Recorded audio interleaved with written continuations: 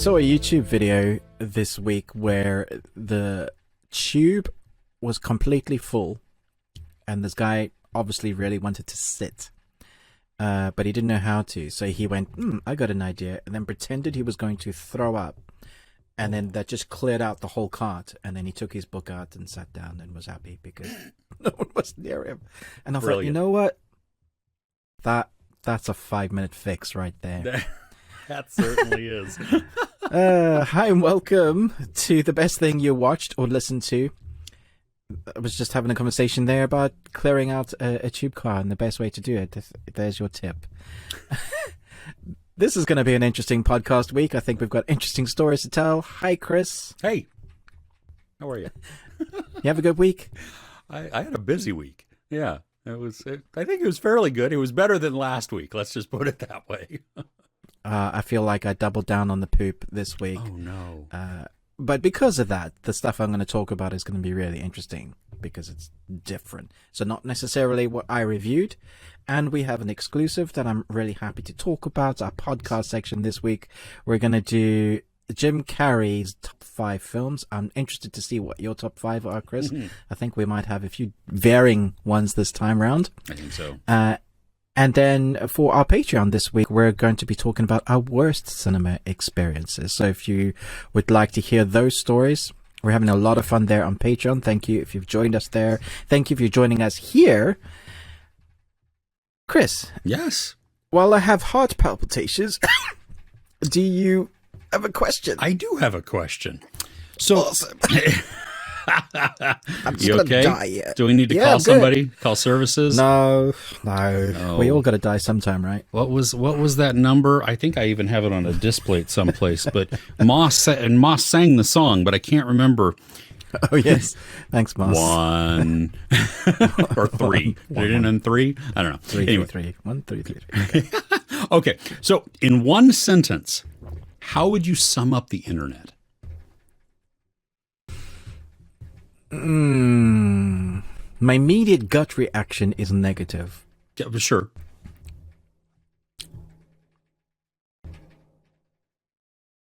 Isolating. I would say that. I don't even need a sentence. Wow, you're just going word. Okay. Very good. All right. I'm gonna adapt a Hunter S. Thompson quote. Because when I worked in radio, we had adapted it from the music industry, what he said about the music industry, about radio, and it was totally true. But now I'm going to use it for the internet, and it is more than one sentence, but that's okay. So the internet is a cruel and shallow money trench, a long plastic hallway where thieves and pimps run free, and good men die like dogs. There's also a negative side. Wow.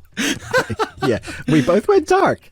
Yeah, okay. Yeah. You know, I just, it's, there's, well, and I think like anything, you know what I mean? The internet is, can be a spectacular thing, can be a wonderful tool. I mean, think about it. You know what I mean? Like, I don't know about you, but I have the IMDb app on my phone, and that is a constant go-to just when I, have the brain fart or want to see something or whatever. And so to have that knowledge right there, or to have Google. I mean, good grief, what is this? I would like to know. Like last night, my wife and I were talking about capybaras, and then we looked up the quokkas. I don't know how the stupid little animals that are like always smiling and selfies and stuff like that. We couldn't have done that pre-internet. So that is the wonderful thing about that we have all of this knowledge right there. And then you have everything that's poo. And it brings out the worst in people a lot of the time, and you have the keyboard warriors. There's a small warriors fraction of good. I think I do really believe that there's less good, that it doesn't balance. Yeah. And I, on my Facebook, I continually hide or unfollow things. And so basically what my feed is on my news is mostly memes. That's really all I ever see. And it just makes me happy. You know what I mean? Like my doom scroll becomes a smile scroll. And so there. Oh, goodness. All right. So should we talk about some of the best things we watched this week? Yeah. Okay. Do you want to start this week? Sure. Okay. You know what? I think this will play in nicely with both of our last weeks of poo, and then maybe even helpfully give a smile to you for your current week of poo. But awesome. So last week it was just disappointment after disappointment after disappointment, and I went in this movie, and I actually didn't even end up reviewing it, and I probably will at some point, maybe. I don't know. It doesn't really matter. But I needed a win. And I had just, and when I watched it, I had high hopes, and then it was just not good either. And so by Saturday night of last week, Saturday night, maybe Sunday night, it doesn't matter. My wife was also in that because she is taken along with the ride of poo. You know what I mean? Like I'm watching it and she's held captive and she's like, seriously, one more and she's like, I just want to watch something funny. I want to laugh. And I'm like, okay. And so we're going through, I am looking through, because, we have all kinds of subscriptions. And so I'm going through just tons of different apps to see, well, what are we going to watch on this? Is there anything in here? Do we want to watch something we've seen? No, not really in the mood for that. I don't want something long. I want something shorter, maybe short attention span type of thing. So I landed on a series that is on Netflix that neither of us had seen. We had been intrigued by and had heard some good things, but I didn't know, you never know going in. And is it just a little bit funny or is it? So we watched Derry Girls on Netflix. I've heard great things about it, but never have dipped my toe into it. Holy crap. I laughed out loud every single episode. Really? Single. It's 2 seasons on Netflix right now, 6 episodes each. They're like 20 something minutes. They're really short. It's a group in the, early 90s, mid 90s, late 90s, something like that, of in Ireland, in Northern Ireland, and in this Londonderry, which they just shortened to Derry. And you follow these 4 girls at this Catholic school. They're best of friends, and one of them, her English cousin, comes to stay, and he's like the outcast because he's English.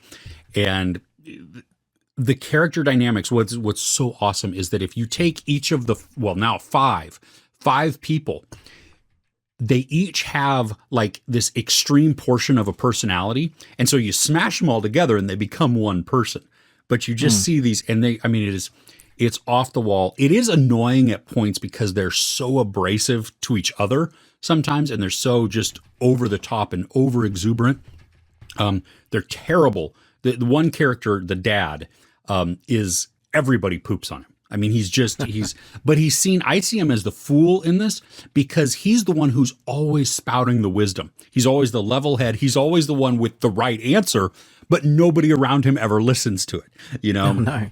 So we watched a few episodes of that and we're like, oh my gosh, this is wonderful. Not knowing how long the show was. The next night, we put it on again because I was like, that was fun. I liked that feeling that gave us. Let's watch more. And there was a total shift, and we were like, and it was even like a time shift, and we were like, wait, did we just change seasons? We had gone into the second season not knowing it, and then finished the second season, and we were like, oh, wait a minute. I'm like, well, wait, is there going to be a season 3? When is season 3? So the internet, thank you, internet, hop on there, and it's like, hey, season 3 is coming in April. I'm like, ooh, it's coming to Channel 4 in the UK. Yeah. Not to Netflix. Netflix, who knows, maybe later in 2022, maybe even in 2023. So I may or may not have used my VPN to use a London postcode address and sign up for an account on Channel 4 so that beginning this week, I may or may not be able to start streaming season 3 of Derry Girls. Wow. You got addicted.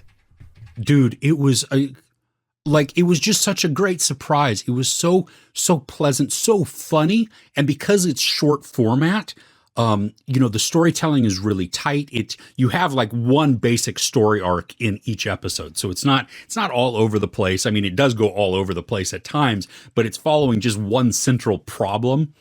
Yeah. And you have they have the lead nun, at the Catholic school is Sister Michael, and she is so dryly funny.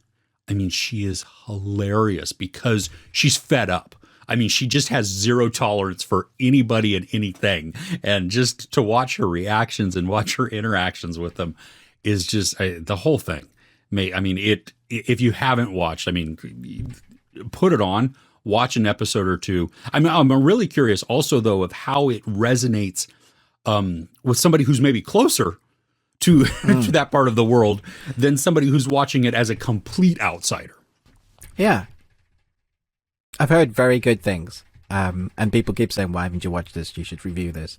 And it just gets added into the plethora of, there's my 7-page list. I would love to.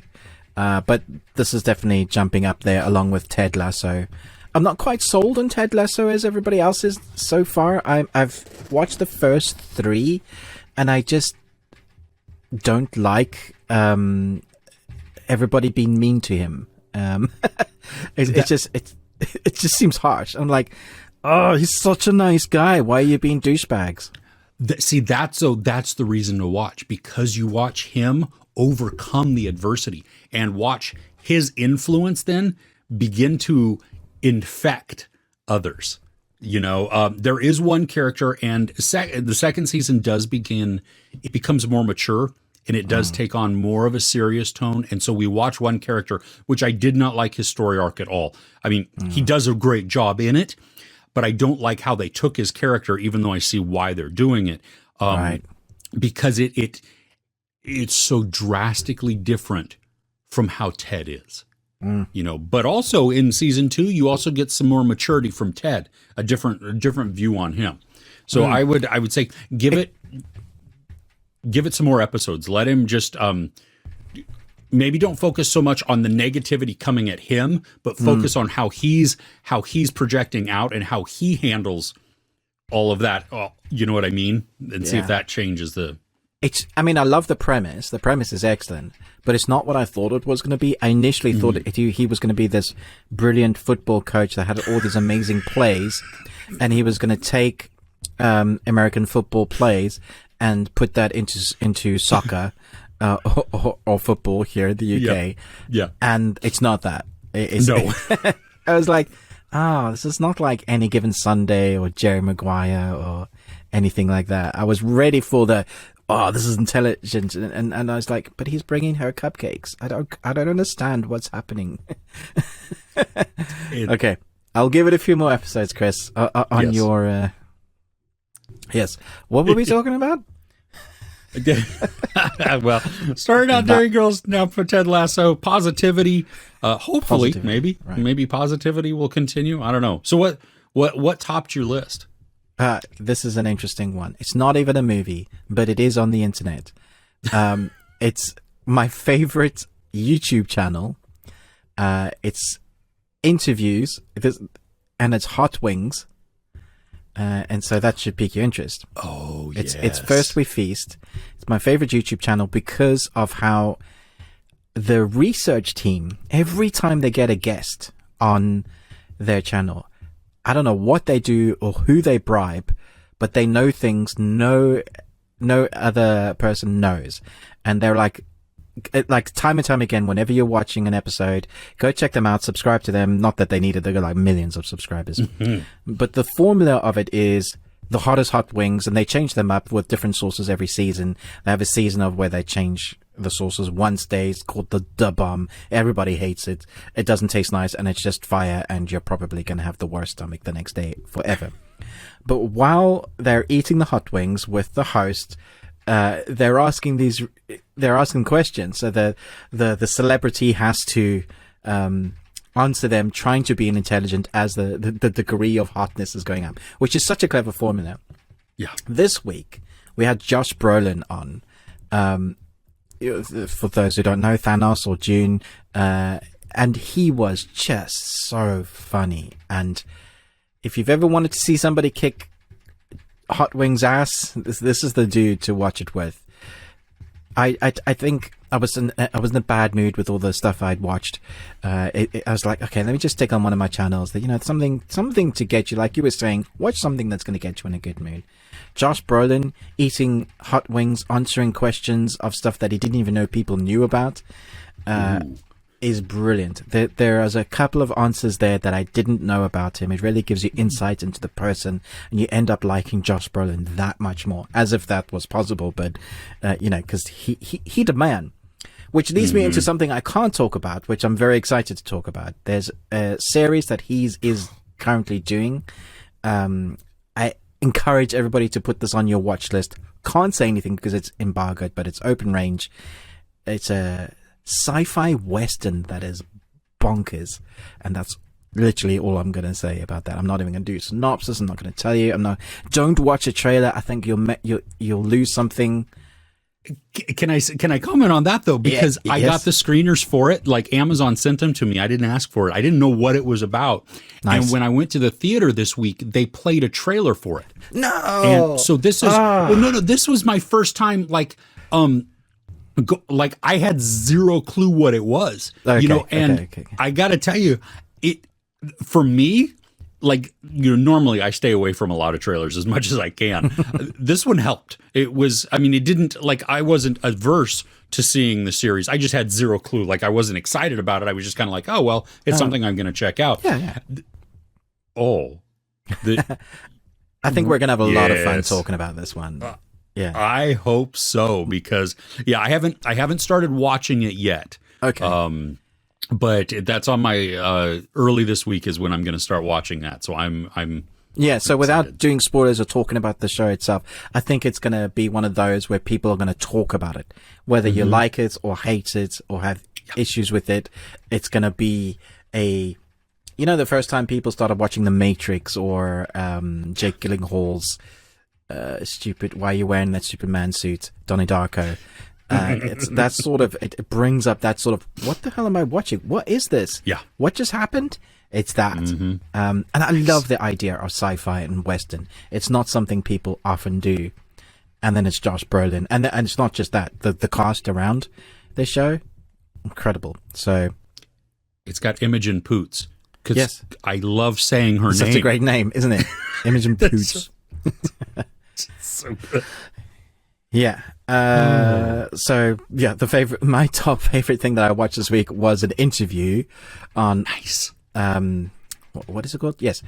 First We Feast. Hot Ones. The channel's First We Feast, right? Yeah. It's 24 trending, so they're doing all right. Oh, yeah. Nice.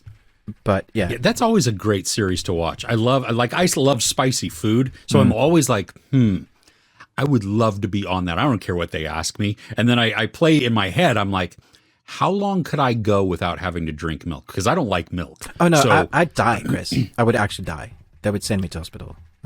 Because you don't like spicy food too much, right? No, I like spicy food. My stomach doesn't.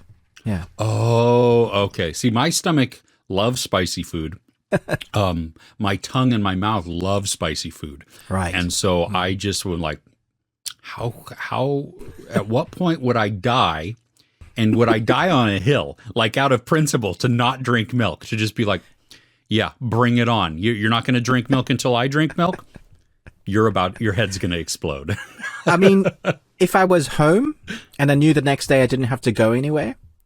Oh, sure. That could be a fun experiment to see. We could ask each other questions, have some hot ones, and see what happens. I see a future episode of either this podcast or maybe a Patreon thing coming, because you can buy. They do this isn't an ad. This is just something I saw that a friend of mine who does a YouTube channel had bought one. They do a pack that you can buy, a Hot Ones pack. Yeah. And so that would be interesting for both of us to get. So we have the exact same sauces because that's important, you know. And, I swear I won't swap them out. Under the table. Cheater. I'm going to have your wife. We're going to have our wives in the background be like, this is fine. This is mild. Yeah. They all have the exact same sauce on them. Yeah. It's good. Okay, so I've digressed our podcast into eating and chicken wings. Dude, oh, that sounds so good. I mean, it's early in the morning here for me, Right. but I'm still down for chicken wings right now. That sounds amazing. Yes. So, okay, so what's next on your list? Moving us on from salivating. Yeah. I have had like. So the other night, it finally came to my city, and we saw Everything Everywhere All at Once. Now, I'm so jealous. Yeah, I know. I'm not going to get into any spoilers in this because I know that it is not. It's not widely available yet. Really I mean, it's isn't. becoming more and more available, but it's one of these things that just has that aggravatingly slow release schedule. It is A24 that seems to do this. Yeah, them and Neon. Because I remember Parasite, when Parasite came out, like I saw people all over the country seeing it, and I'm like, when is it going to come? And it finally came. I'm like, get out of the way. Here we come, you know? But, okay, so it's a multiverse premise. I mean, we know that just from seeing the trailer or anything else. That's not a spoiler in this. The character journey of Michelle Yeoh is, I think, very powerful because we watch. For me, I found her off-putting at the beginning. I found her very hard to root for. Some people have said, no, it's not really that. It's a different perspective, and that could be because I'm not of Asian descent that I don't see. You know what I mean? Like it's cultural also, which is fair enough. But the core principle though is there is a character growth within this that we get to watch, and the whole premise is that she is experiencing, because of the multiverse and the way that multiverse works, is you have a central character of Evelyn, Michelle Yeoh, and every decision she makes branches then. And so it just goes boo, boo, boo, boo, boo, boo, boo, leading to all kinds of weird things. But it's not just her that, you know what I mean? It's her universe that we're following, but it hurts my brain, melts it. So you have all of these what ifs. What if she hadn't done this? How would her life be then? And so she kind of channels these. She has to learn how to do that and everything else. Now, I got to tell you, the first good chunk of the movie, my brain was hurting, and I was sitting there trying to figure out the rules and how does it work, and it's being told at me, but I'm like, wait, how does this, you know what I mean? The moment that I stopped, the moment that I just said, just go with it, just watch it come at you, take it right as the moments come, don't try and dissect it or figure it out or, you know, the logic or anything else. It all went boom, big light bulb went on, and it was like, oh, this is making complete sense now. And as new things came on, they might be complex, they might be a little seemingly convoluted, but because I wasn't fighting it, it was like, oh yeah, okay, that makes sense. That works. I can see how that, yeah, oh, there we go. And so you have, I think that's the biggest thing, that if you go in like, oh, I'm going to try and figure out this multiverse or understand how this works, you might get lost, you know, or you might not like it as much. The cast is phenomenal. Ki Hui Kwan, I think that's how you pronounce his name. And he was, you know, he's Short Round in Temple of Doom. He's Data in Goonies. As an adult actor, he's phenomenal in this. He gets a scene, well, actually quite a few sequences, where he really gets to shine outside of a different way that we see him. Jaw was on the floor. I was like, oh. This movie takes sci-fi, takes drama, takes martial arts, takes comedy, and smashes them all together. And it all works. I utterly blown away. I mean, it's a long movie. It's 2 hours and 19 minutes. Never bored, just eating it all up. There are portions that, let me just say, that feature a rock. Okay. We laughed out loud. And yet there's an emotional gut punch to it also. Makes no sense. Yeah, just the all of it together was so good. The way that they film it too is just mind blowing, because they will center Michelle Yeoh's face into the frame, and they take imagery like even from news footage, because there's one image that flashes very briefly where she's at not Crazy Stupid Love, Crazy Rich Asians, at like a premiere for that, and you see the title in the background, and so one of her realities is that she was in this movie. Oh, wow. Okay.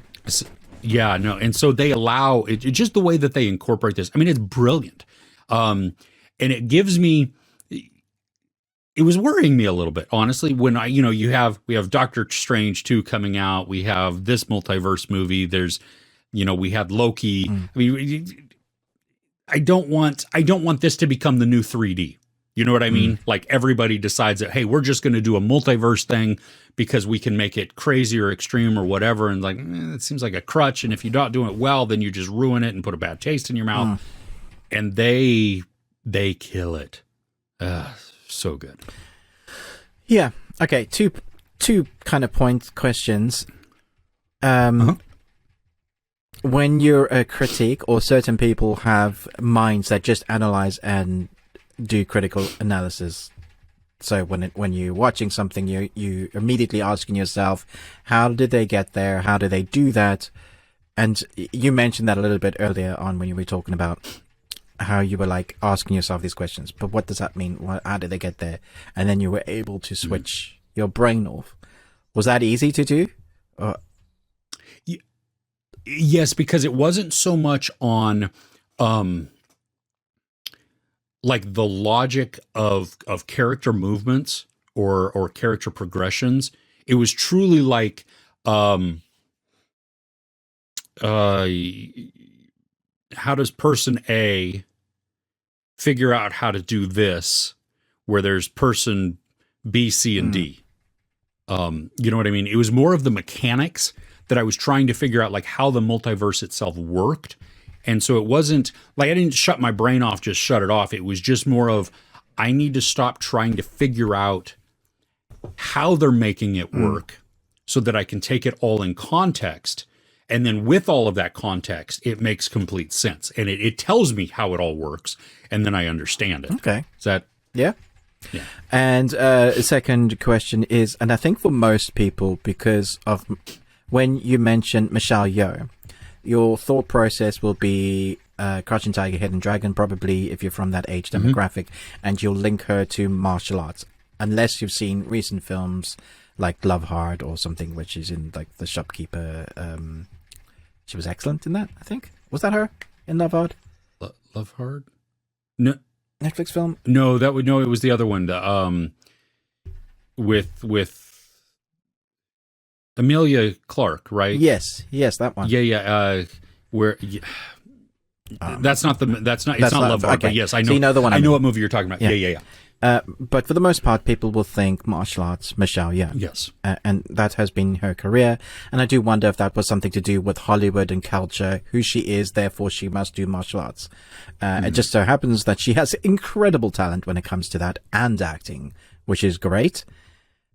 Is there good martial arts in this? And how much does it play a part for those people that are like, or is martial arts not the thing? It's just the thing in it. If you martial arts is not the central focus, right? But if you want martial arts, there are some spectacular scenes.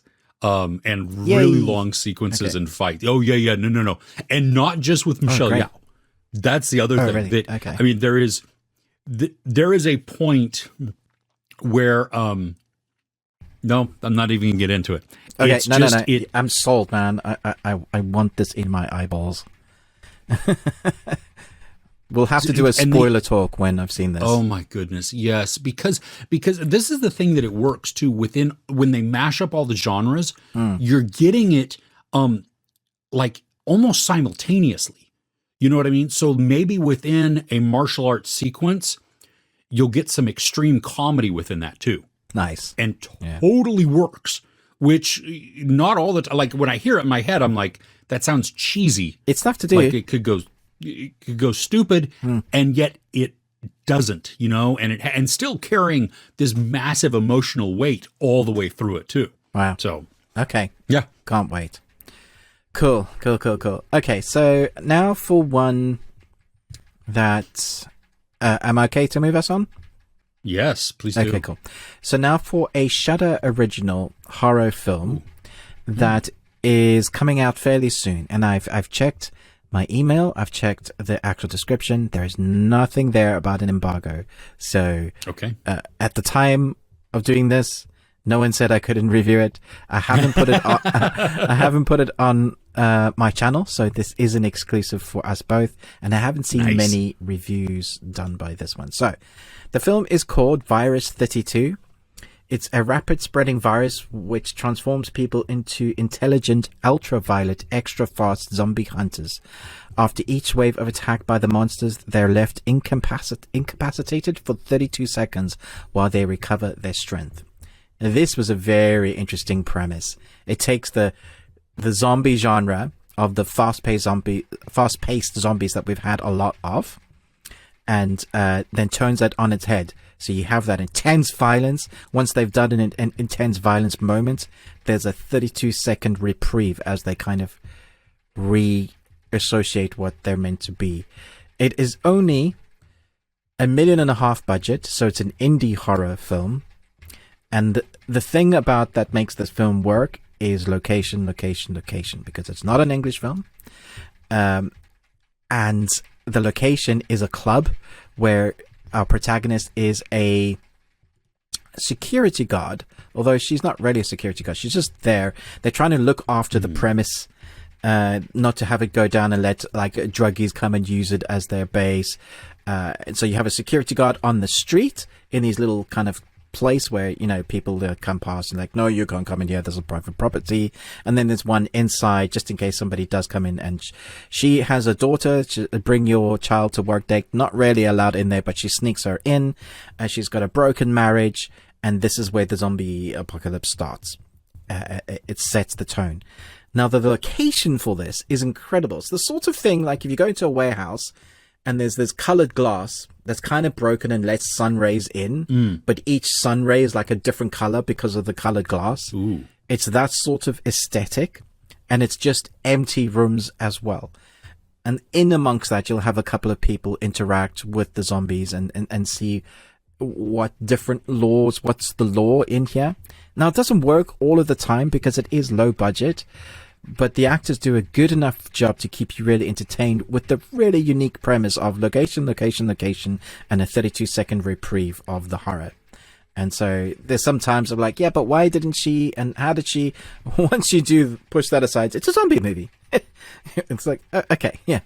Then I was like, wow, this is different. I didn't think we could do any more different with zombies, but apparently we can.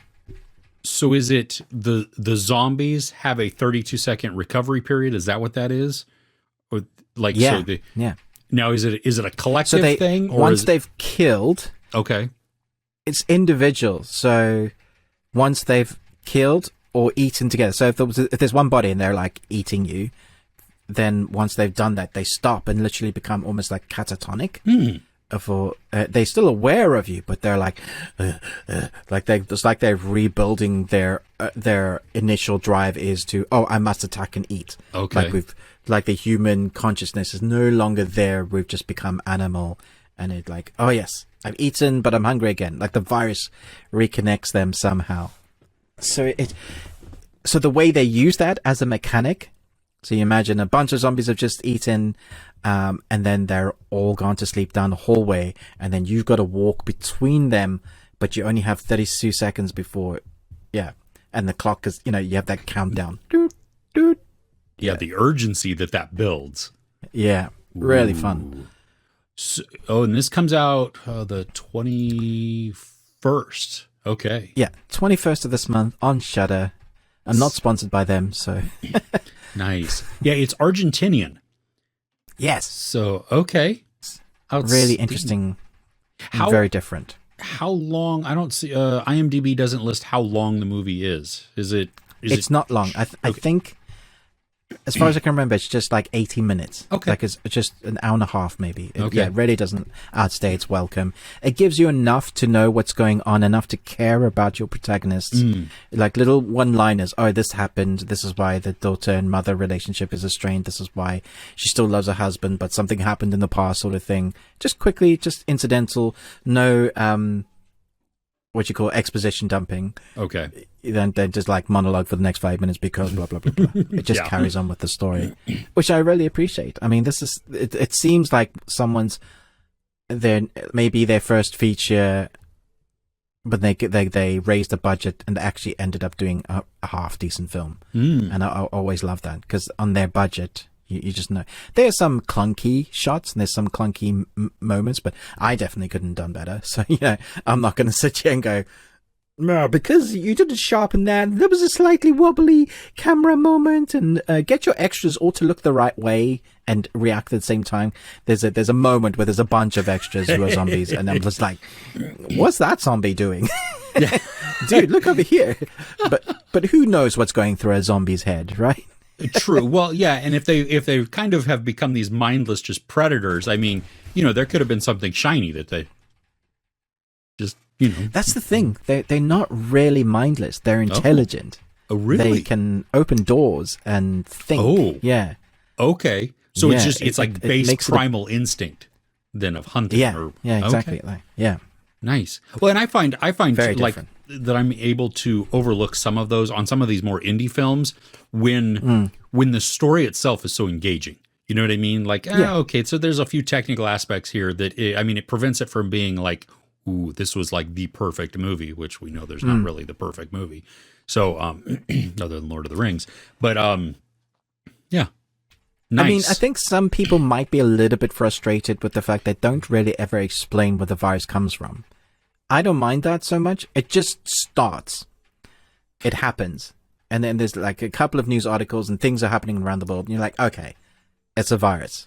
One of those types of things. Yeah, I think for that's a lot of the time the only thing you need. If the search isn't for the cure, you know what I mean? If this is just the survival type of movie, then really the true beginning of it or how it all came about, I think becomes less important. And if you can answer it with like a quick little news clip, or you see that it's breaking out at the same time all over the world and it's just a mutated virus or something like that. Okay. Yeah. I mean, The Walking Dead tried to string us on for 6 seasons with the cure storyline. And then eventually they got onto like something else. We're just surviving. But yeah, we don't need that. Yeah. Yeah, exactly. So yeah, if that's not going to be the central storyline, then I don't know. No. Nice. So if you have Shudder, this will be on one of their original, like, this is our original. I don't know if it was them. They probably bought it and is their license. Yeah. Either but way, it is though. now. It's got their stamp. Yeah. I have Shudder. That is one of mine, so I'm going to add that to my list to check out. This is fun. Right on. Thank you for sharing that one. That's cool. Okay. My last thing on my list. The Severance season finale. Holy crap! Hey, I saw you drop that review for that. Oh my gosh! Now you've seen the series, right? Did you watch the whole series? Yeah. Okay, so I watched it weekly. Well, I came late to the party, and then I binged like 3 or 4 episodes all at once. And this series, it's so aggravating when it ends in the middle of an action. Like when last week's episode, whatever, the penultimate episode ends mid-action. And I'm like, freaking, you cannot do that to your audience. That is terrible. That is mean. Netflix do that a lot as well. They do. Yeah. Oh, goodness. And so this last episode was so incredibly intense. Like I was just on the edge of my seat, getting closer and closer to falling off of the chair, because as it cuts back and forth between our 3 characters who have, is that a spoiler? I don't really know. Maybe you might want to take that out in the edit. Yeah. let's back up. So, okay. So if you just saw a jump cut there, that's because Chris started to talk about a spoiler, and I don't think we're ready to talk about a spoiler. But just know that the show, the way that they intercut between characters was incredibly tense. And it created this, like we were talking about with the Virus-32, this sense of urgency to it, because there's an unknown time limit to something that's going on, to these actions, and you just feel the pressure mounting. And I wanted certain conversations to happen, and they weren't happening at the speed at which I wanted them to. And it's like, and that's not a criticism. That was because it was just, I was fully invested, completely enthralled in everything, and I love, in this instance, I love that it was told before that, before this episode aired, that Apple had renewed it for a second season. Yes, I was going to say, it's renewed. That helps. That did help because, because when it ends, it's kind of where I want it to be, and yet you really want the answer. Yeah, I really want some answers, and I wanted. There's so much that's going on within this, and just the last line that the episode ends on, I'm like, whoa. I mean, I'm happy. Here's the thing: I really hope that it is properly mapped out. It's not doing a Lost where they've written it and they have an idea, but they actually haven't written the next 2, 3, 4 seasons. Because if they're just stringing us along with the ethereal, we don't actually know what's happening, but we have an idea, that's going to piss me off. Because it's so creative, and you're always asking yourself, but what does that mean? Wait a minute, that person actually knows? Oh, they've been a part of it the whole time? And then, but how do they, because of the loop, I'm constantly asking myself, but how did they... That is my brain when I'm in and out this. And so I want to know the answers. Creatively, spectacularly shot. Like, it's beautiful. All the angles, everything seems to mean something, which it does. Yeah. But it is aggravating. So my fear is that, like, have they written it? I hope they have too, because that is a huge fear also. And I have questions still about it because I like some of the rules. And some of the character motivations, loosey-goosey. I'm a little curious on. Like, maybe just take Patricia Arquette's character for one. Like, all of it except for the last couple episodes makes a lot of sense. And then we see some of her actions where I'm like, but I always this has happened. Well, they allude to it, because this has happened, and this is the effect on you. But now you're doing this, and that seems to contradict some of your. I don't know. I mean, if you're listening on the podcast, we're doing a lot of actions and because we're navigating the spoiler territory, which would be easy to spoil because of the nature of the show. At the same time, you'll probably be confused and go, huh? So that's what's happening. I do wonder though sometimes, and I don't know if you wondered this also, but is it a commentary on religion at some point within the show? I mean, it's definitely cult-like status, so for sure. Yeah. It's because there's portions that it dives into within the storyline that I'm like, I don't really know what you're trying to say within this. I mean, I can get pieces of it and I could bend it to say that, well, yes, this is what you're talking about, but I'm not sure that's actually what it's, like what that it's, and an its evil pyramid scheme, maybe Scientology. Yeah. I mean, it could be all that. And it could just be as simple as, well, maybe it's corporate greed or, I don't know. Explain some of the stuff, Chris. No, it doesn't. It doesn't. So there's a couple of places now that I don't ever want to go. I don't want to go to the break room. I don't want to go to perpetuity. If you're going to do a dance for me, I don't want that at all. I will take a waffle party. The dance party is bizarre. I'll do that. I'm not sure I want the egg bar, just because I'm not tattooing messages on the inside of your lip or something, so you know it hurts, but then you get to the mirror and you see the message. That's the way to sneak in. But does it, because they talk about, within the rules, it knows, because Helly starts to write something on her arm. That's true. Yeah. Yeah. I don't know. How does it know, Chris? What is it? I don't know. Yeah, I don't know. This is a brilliant series. I mean, it's one of the smartest and well executed shows that I've seen in quite a while. I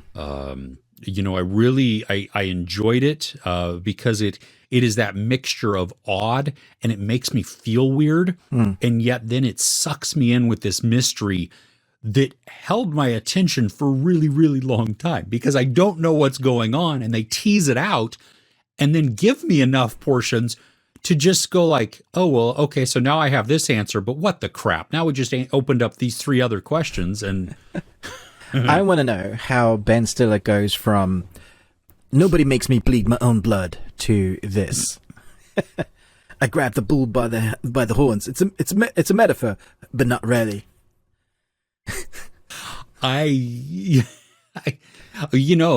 Comics have some darkness in them. Yeah, I guess that. Yeah, and so really do, that's, I think, because this is also, this show is wildly funny in a subdued, in a very and non-traditional way. It creeps me out, the comedy. Yeah. Yeah. Okay. From that weirdness to one that, for some reason, Netflix added. It's not a Netflix original. It just added. It's an old film. Came out in 2005. It's one that I thought I'd seen, and I swear that I've seen like the beginning of, and maybe it's been on TV now and again. But I decided to watch it because I like the actress, and I like the story. I thought it was very unusual. So it came out in 2005. It's called The Skeleton Key. For some reason, it's ranking like number 6 out of 10 of what people are watching on Netflix, at least in the UK. Have you ever seen The Skeleton Rebecca Hall? Key? This is, what's her name? It's directed by Ian Softly, and it's Kate Hudson, Peter Sarsgaard, Gina Rowland. Yes, it's been forever since I saw this. Right. I was very, very entertained, and I didn't expect the ending, which says I can't have seen this, because it feels like it's one movie at the start.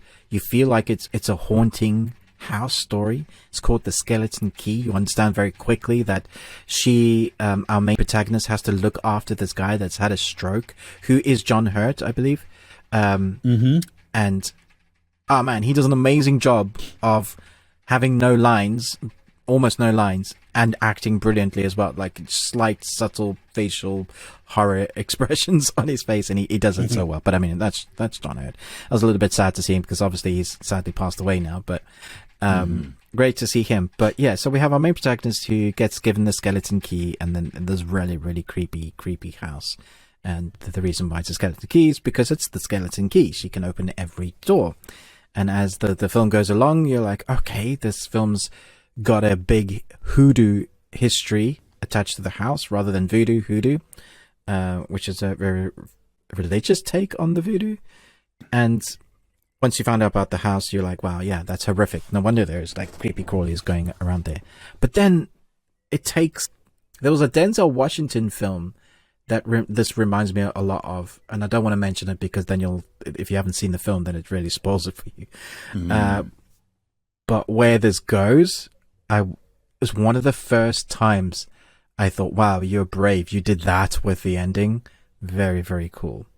Do you know what I'm talking about? Can I spoil it since it's 2005? Well, I mean, it's really old. I mean, I think I don't know. Do you want to spoil? Is it worth like holding on to? No, it's a really good ending. Okay. Yeah. Then if you haven't seen it, don't spoil it for yourself.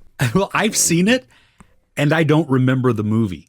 So I don't know when I saw it last. Probably so because when it of where first it's came out. located, it's like Alabama swamp sort of film, like this house in the middle of nowhere with these people, and doesn't rely on technology. It's just old-timey wimey stuff that if you went there now, it would still be old-timey wimey stuff. It's a sort of doesn't change. It's a little pocket of its own world, and people don't like change, and everybody knows everybody, and you go into that town, you best be living there forever and spend the next 50 years before they allow you into their clique. It's that sort of feeling you get. Very, very clever and creepy, and I don't really ever want to live there, but I'd love to go through a drive-through, and this is where these creepy people do the Ku Klux Klan. I'm generalizing, but like Hollywood has, definitely showcased. Yeah, I can't say, you feel free to say, Chris, but I'm not saying that because they will come find me. If I see a person with a sheet at my front door, I'm smacking them in the face. Yeah. Well, there's large portions of the country that I don't ever want to go to. I've been to New Orleans, and but down into the swamps, even just take away the swamp people, just the creatures and the bugs and that is creepy in and of itself. You know, and then you add hoodoo. Yeah, there's hoodoo, that voodoo that you do. Yeah. Yeah. I'm gonna have to watch this again. I don't know if it's on Netflix in the US. Right. It might be. It's on Stars in the US. Right. It's really entertaining. It's just like, why haven't I watched this more? It could be on my return list. Really interesting thriller, thought provoking. I'm not sure everybody will like it, because I used to be of a certain mindset. A film needs to do this at the end, and this film doesn't do this at the end. And I can't say what it is, because it's. Does it kind of upend your expectations? Yeah, it was great. I was I wasn't expecting it. It was good. It was like, that's brave. Great. Well, and I think that's a good thing. Like, I don't know if you ever saw Funny Games, especially the original, the German version, not the American remake, even though it's by the same director. But that ending is kind of a risky ending for that movie, because they follow certain rules of movie making with visual clues and everything else, and then they break them along the way. And so it was one of the first movies that I remember, at least the one that sticks in my mind, of you've taken an ending and you've done something completely unexpected with that. And people may not like that. I happen to enjoy it, but okay. Yeah, so I thought that would be a good one to kind of flag up. Some people might not even heard of this or seen it. Yeah. And even if you had, it might be 20 years since you've seen it. Yeah, it's been forever since I've seen this. So I'm going to add this one along with Virus-32 to my list. Woo! Nice. Outstanding. Nice. All right, that's me done on the best things I watched. Okay, well, yeah, that's me on the best things I've watched too. So what were some of the best things that you watched this week? Let us know in the comments below. You can always tweet at us at Best We Watched. Please, if you want the full audio where we talk about extended things, like this week we're going to be doing our top 5 Jim Carrey movies, but also just some entertainment news, some of the upcoming series and films that are going to be releasing in the next week. All of that is available in the audio only portion of the podcast, and that is available pretty much wherever you listen to podcasts. If you are listening on the podcast, please rate and review us there. If you've never checked us out, head over to one of those and give us a listen. It's great for when you're driving around doing errands or road trip or whatever. We do that too. Yeah. Yeah, absolutely. So, okay. Hey, you know what? Don't forget also check out our Patreon at patreon.com/thebeardedones, because Ruben and I have beards. That's why. Clever. Huh. So, all right. Yeah. This is the best thing we watched. The best thing we watched this week. That's what it's called. But yeah, again, let us know what's the best thing you watched, and we'll see you all next week.